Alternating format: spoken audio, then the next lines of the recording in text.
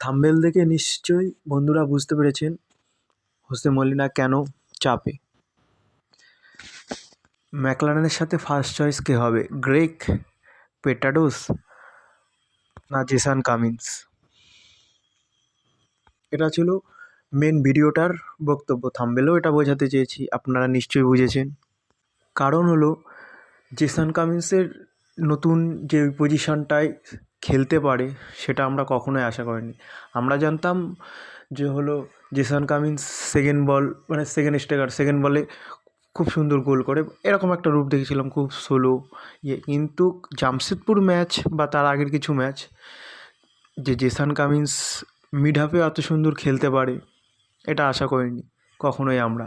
এত দৃষ্টিনন্দন খেলাটা উপহার দেওয়ার জন্য মলিনার অনেক কৃতিত্ব আছে, যে জেসান কামিন্সকে নতুন রূপে আমরা দেখলাম, এটা কখনোই কেউ হয়তো আমরা আশাই করিনি। এবার হলো তোমার মলিনার ফার্স্ট চয়েস কে হতে পারে, পেটাডোস না গ্রেগ না জেসান কামিন্স? তিনজনের সাথে খেলতে দেখেছি আমরা ম্যাকলারেনকে।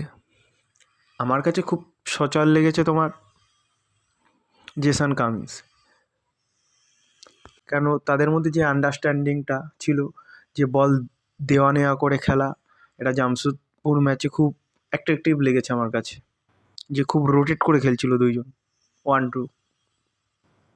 এবার আমরা বলতে পারবো না মলিনার ফার্স্ট চয়েস কে হতে পারে। আমার হিসাবে এই ম্যাচে মনে হয় চেন্নাই ম্যাচে ম্যাকলারেনের সাথে হয় জেসান কামিন্সই হয়তো থাকবে। আপনাদেরও মতামতটা জানাবেন।